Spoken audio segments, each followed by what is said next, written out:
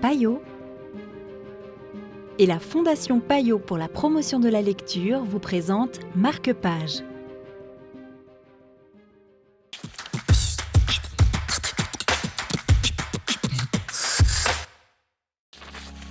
Bonjour et bienvenue dans Marque-Page. Aujourd'hui, nous vous présentons Trésor du Tibet, publié chez Flammarion.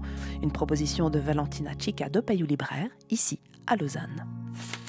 Alors, Trésor du Tibet, c'est l'histoire d'une passion pour les arts bouddhiques et les philosophies asiatiques.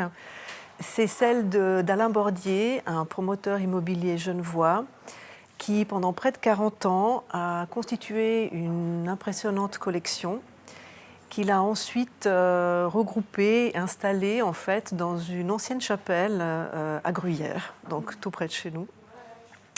C'est également en fait, un livre qui permet aux lecteurs de connaître ou de faire la connaissance de la pensée bouddhiste, de l'art et de l'histoire du Tibet à travers cette collection, le tout entrecoupé justement d'un manuscrit inédit qui retrace la vie de Milarepa, donc ce yogi du XIe siècle. De quoi est fait le livre? C'est des images, des textes? Alors c'est les deux à la fois, c'est-à-dire qu'il y a les images de cette collection incroyable et des textes, trois textes de trois auteurs différents, dont Magali Yeni, qui est grande connaisseuse aussi de la spiritualité asiatique. Et justement, un premier texte retrace l'histoire d'Alain Bordier et de sa collection, un autre de la philosophie bouddhiste et un troisième, justement, permet aussi de mieux connaître ce manuscrit inédit. Merci beaucoup.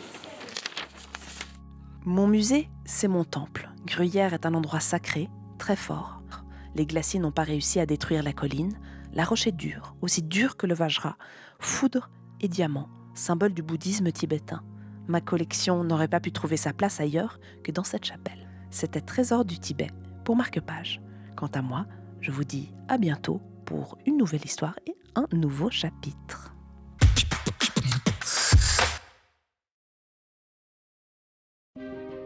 Payot et la Fondation Payot pour la promotion de la lecture vous ont présenté Marque-Page.